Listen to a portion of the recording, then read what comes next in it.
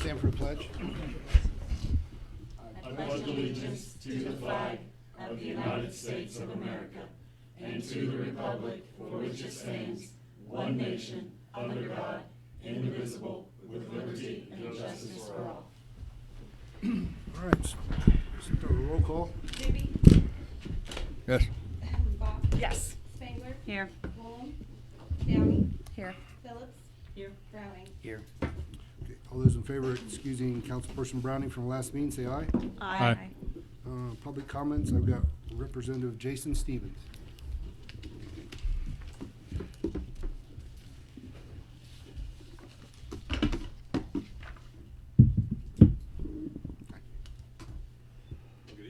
Good evening. Microphone on? There we go. Everybody hear me okay?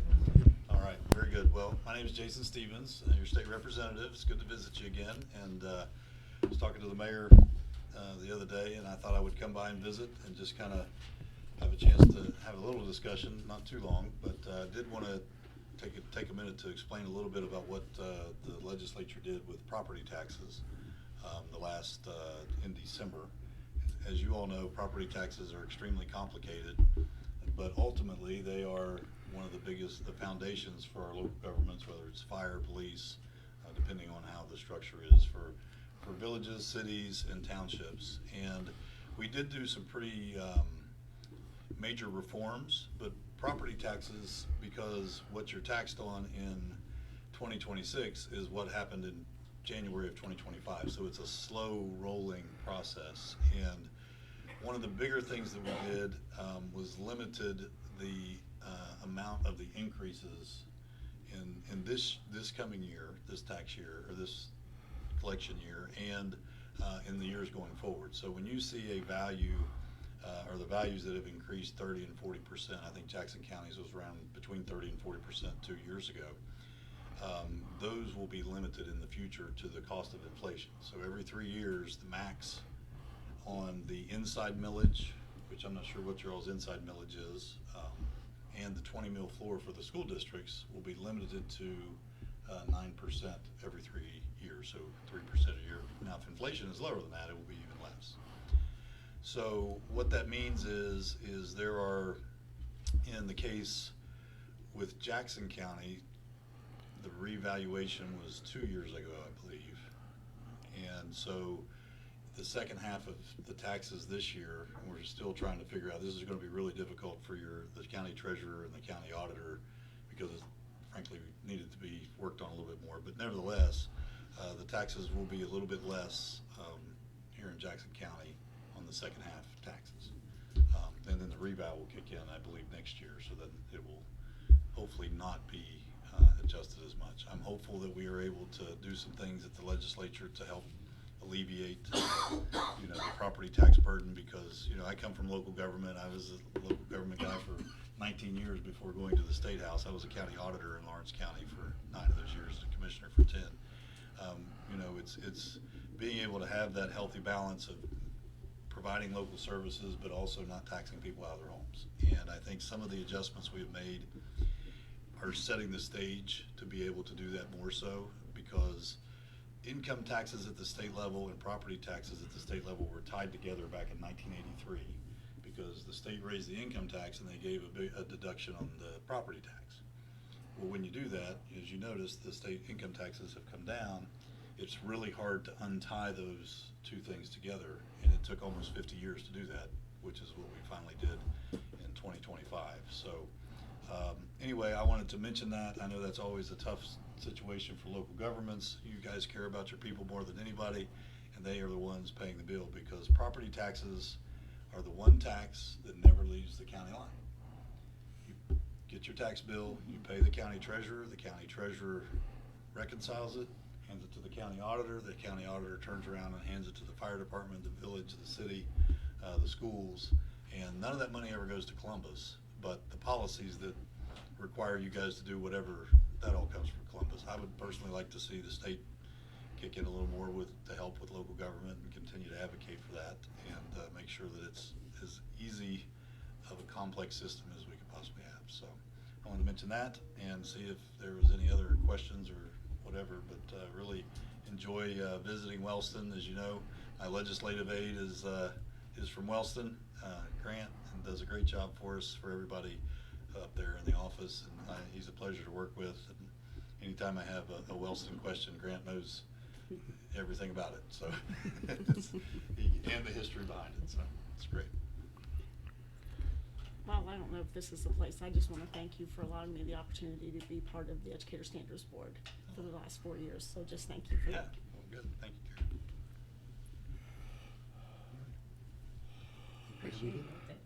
Appreciate you coming. All right, Yeah. well, thank you very much, and always, you know, we have an open door. I talk to the mayor on a very frequent basis and run into the council every now and then, but if you need something, you know, if you run into somebody, you know, please feel free to reach out to our office, and, you know, our #1 goal is to help people, and if we could do that, then that's our priority, so.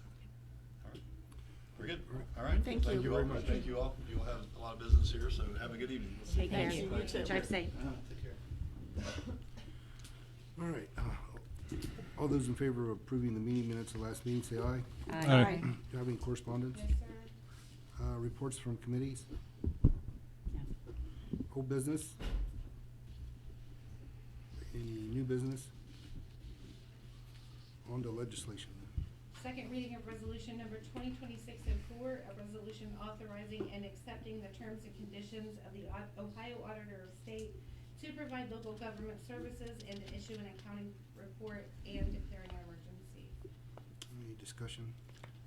Hi, Chris, thank you for coming tonight. I just was wondering if you would give us a little bit of an update about the process and, you know, are there any changes from previous years and those kind of things? No, it's the same thing every year that I've been here off and on 12 years. Same thing as, you know, it's the LGS, it's the AOS. Okay. It's the same thing, it's independent auditing. Well, the AOS is less independent than the LGS, but it's just the same thing every year. Okay, thank you. Okay, also, does this need to be an emergency? Yes, it does. I make a motion to suspend the rules. I'll second. Doobie?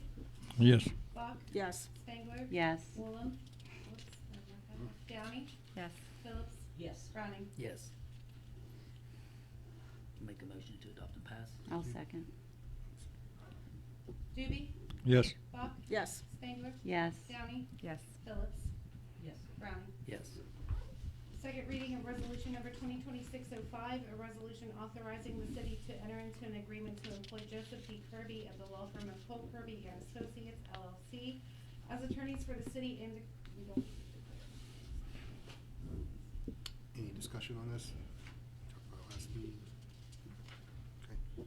First reading of resolution number 2026-07, a resolution by the council of the city of Wellston, Ohio, to approve the appointment of Heather Mollard by the mayor to the Wellston Planning and Zoning Board as an at-large member for the remainder of the term left vacant by Carl Thatcher. Any sponsor? I'll sponsor. Discussion? Just an empty spot on the zoning board. Carlos hasn't been able to make it for a while, so we're trying to add someone else. But there'd be a conflict, she works for us though. She's in the auditor's office, yeah. Is that a conflict or anything? No, we talked to Joe about it, it's just, no, there's no conflict. But she is a resident of the city of Wellston, so she does live here, so she meets the requirements. Okay. Mr. Mayor. All right. So, get myself. Joe. You got something? Joe had something. I'm in the records commission. Zoning. Okay, she asked me another question on the records. Oh, okay. Okay. I knew I had that name on something else. So it's fine for the zoning, right? Is Yeah, that what you're saying? there's no conflict there for her, in that position, they don't ever see each other Okay. in any way. But what I specifically looked at, I had a separate question on records commission with somebody else that she had asked, and that was also okay. Sorry. Okay. So we did hear back, we didn't get the grant for our gun range. We applied for one to put a gun range out outside of town there for our police, we didn't get it, however, we will continue to apply. We've been working on it slowly out of our own pockets, just as we have time and we've been doing it, but we applied to try to speed it along and we didn't get it. What's the cost for that anyway? I don't know if we have a true cost, because we never paid for any kind of engineering, so out of pocket so far, we really haven't spent any money, it's just labor. Just whenever there's nothing going on, that's where we send guys to do work on it. If the Mhm. It was already, if you remember where the old, Doesn't matter. the archery range Yeah. used to be, it's in that same location, so it's already kinda laid out, we're just clearing it and leveling it off and, making a spot for the police. The ARC Power grant that we applied to the Louis, we didn't get it. However, there's a round 2 that comes open, I believe, next month, isn't it, Mindy? Isn't it March it opens back up again? They had 2 back-to-back, cause last year's was way late, so they had a huge pile of grants. They are very hopeful that if we apply again, cause we did very well, just, there were so many in front of us. They're gonna come down, we're meeting with them, I believe on Wednesday next week, we're meeting with them, is it Wednesday? We're meeting with them, to discuss the things that our package was missing, but they feel very confident that if we apply again, that we're gonna do well, so, which is common, this is the first time we've ever applied for this ARC Power grant, and they said most people go through it 2 or 3 times before they get picked up, so this is not anything out of the norm. We just submitted for a $75,000 grant to replace the roof on this building. There is not a lot of grant money out for city-owned buildings. It's actually pretty rare to get one. Jackson, I know recently got one, last year, but it is not very common that you get grants for city-owned buildings. You're supposed to maintain them out of your own funds. But we're kinda lucky, this is a historical building, so we were allowed to apply for the Ohio History Connection, for a roof, so we applied for that to replace the roof of the building.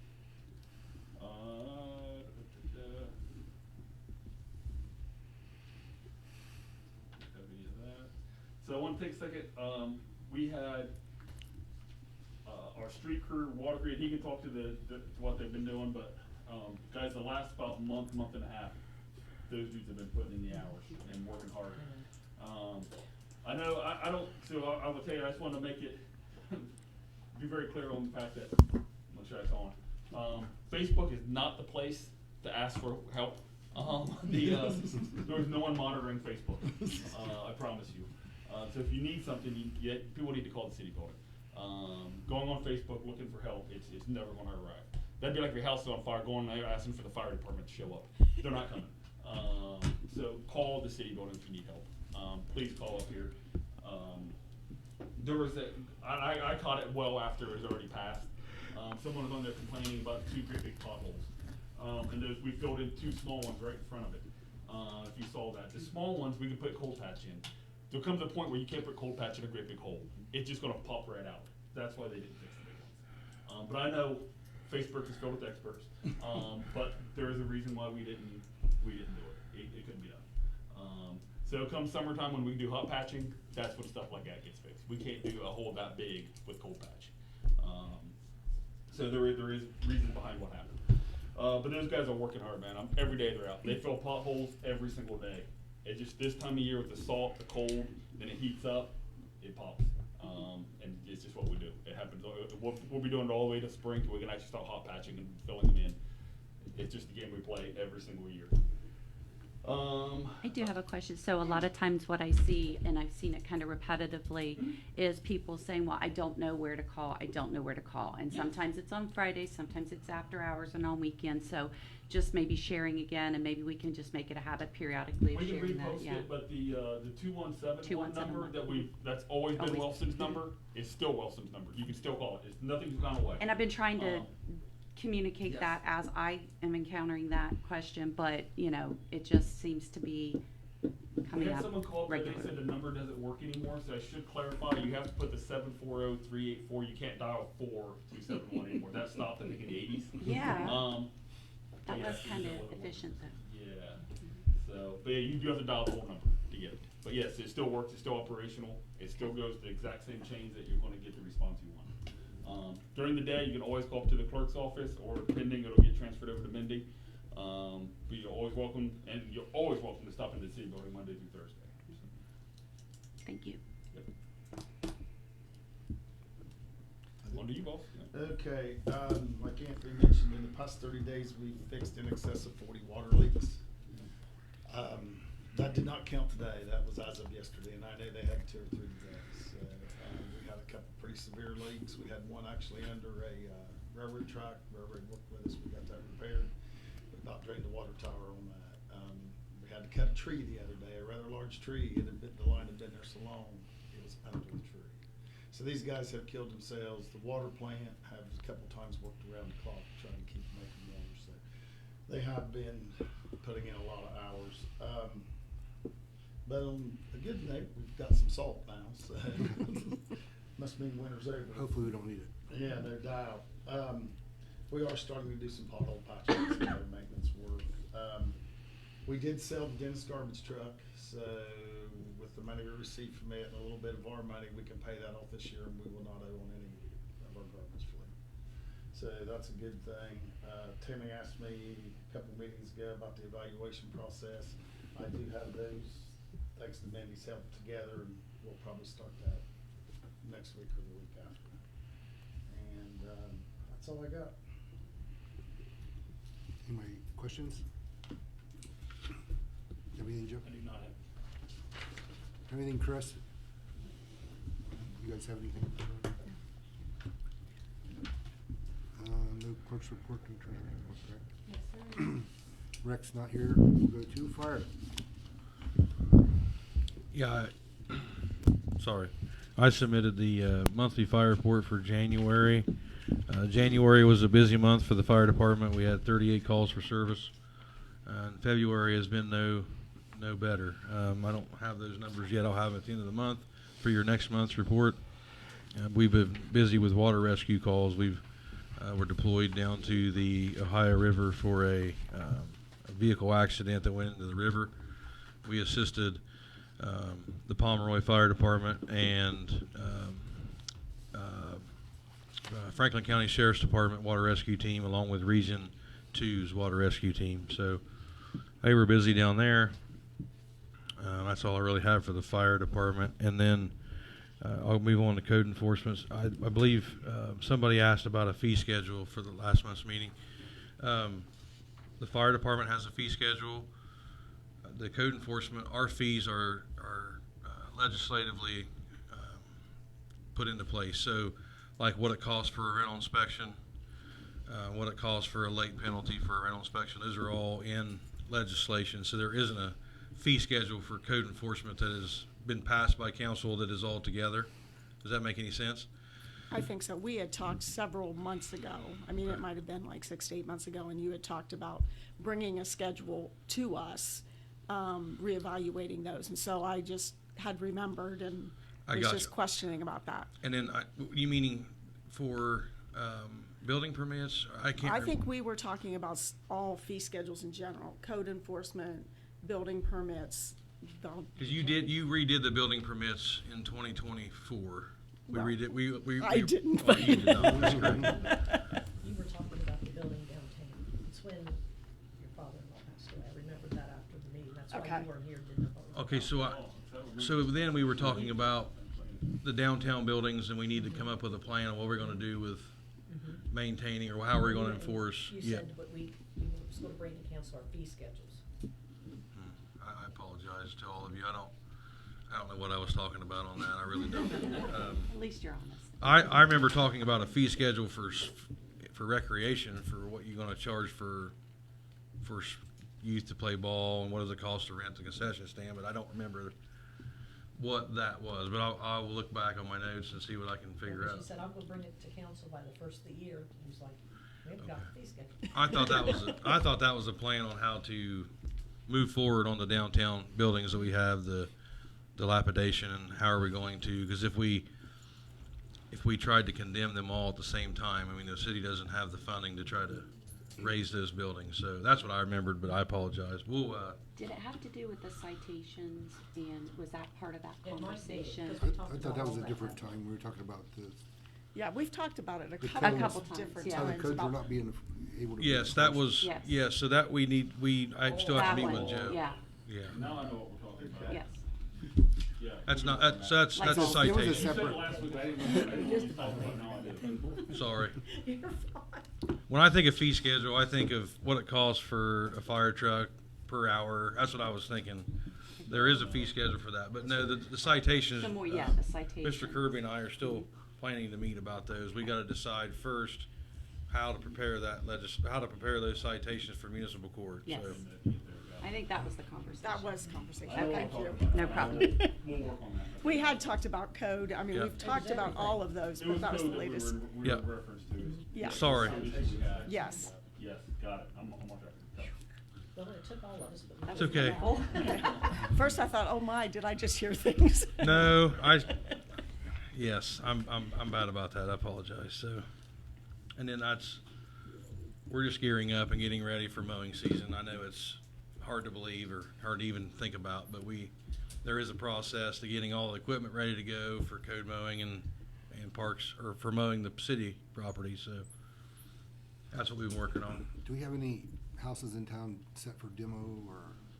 We still have one trailer that we are going to do in-house. The weather kind of put a stop to that. What about the one that the people said that they were gonna do and then it's still sat there? One over there On 327? That went to the land bank. Oh, okay, That went to the land bank, and another one we were working on. We had several go to the land bank. okay. It takes about 3 months. All right, It I takes just, a while on them, and we've got about 60,000 set up for demos, so we're only going a few more months away. It's just not the right time. What about the house on Pennsylvania? It got bought and is being, you're talking down here? Yeah. It got bought and is being tore down by the new owner. Okay, He already got it under contract, I think, I Yes. forget who he hired, but he hired Okay. someone that gets it under contract. so the other houses you're gonna tear down, can we not submit those to land bank too and save the money, or? You have to have a homeowner to be able to. Oh, okay, and Homeowner it's has not, to submit to the land okay, bank. These gotcha. are ones that's just. Nobody, don't know who owns? Yeah. I The gotcha. homeowner, or they won't respond, or they don't go in. Okay, all right. Anybody have anything else for, John? I don't have a whole lot. I just want to talk about police cars for a second. We've got a total fleet of 10 cars. Of those 10, 4 of them are issued as take-home vehicles, like both dogs, the investigator, and then if one of our officers lives in town, he has a take-home car too. So I actually, 4 of them are assigned as take-home cars. There are actually 5, but that 5th one, the guy's getting ready to move out of town, so it's going to go back in the fleet. Anyhow, 10 cars, 4 are assigned, that leaves 6. We're currently down 3 cars. We had one of our Durangos went belly up. It needs an entire new engine. It has about 91,000 miles on it. So is that worth fixing, or just? I don't think so. To replace it? I've put a lot of money into that car in the last 2 years, and I think we'd just be throwing good money after bad.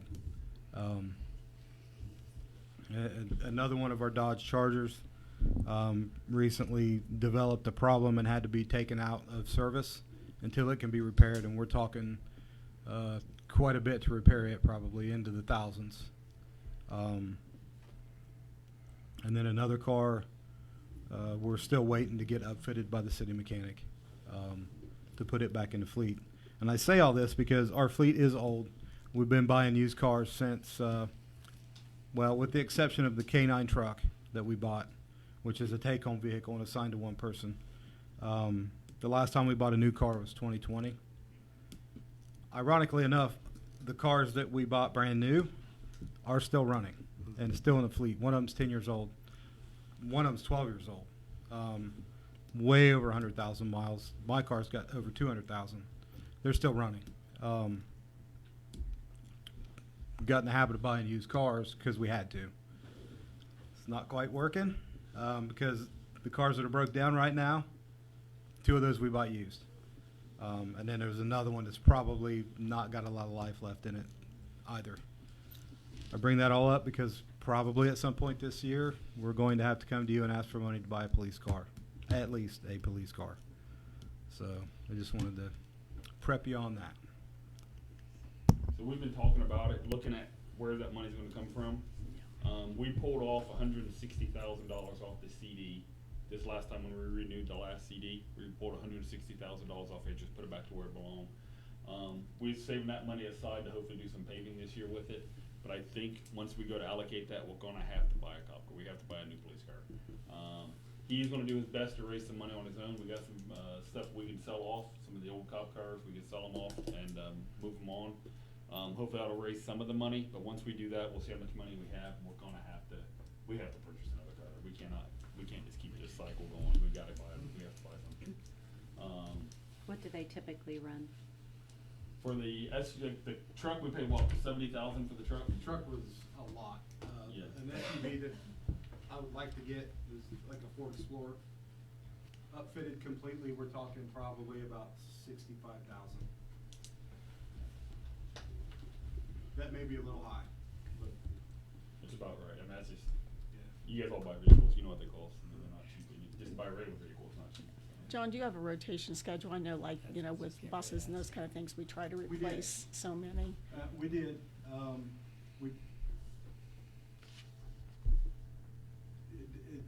when you have that rotation schedule, and we were buying a new to us car every year, Mm-hmm. but when you do that, you're just replacing a used car with a used car. Yeah. And we see where we're at right now. So 90,000 miles sounds like not a lot of miles anymore for cars, 'cause we all driving past that now, it seems. But it ain't the miles, it's the hours that kills these things. Most of them, if you actually times the hours by the miles and did the math to figure it out, most of them are like 400,000 mile cars. Have you done the math? I did the math on the blue SUV that used to be the K9 car that we Mhm. still use. It's over 400,000. That's, If you calculate the miles and the hours together, so. the hours are what kills them, it's not the miles, so. Anything else? Thank you for the heads up. All right. Somebody want to make a motion to go into executive session for personnel and contractual? We have 3 contractual issues to discuss and 1 personnel action. A motion. I'll second. Stube? Yes. Bach? Yes. Spangler? Yes. Downing? Yes. Phillips? Yes. Browning? Yes.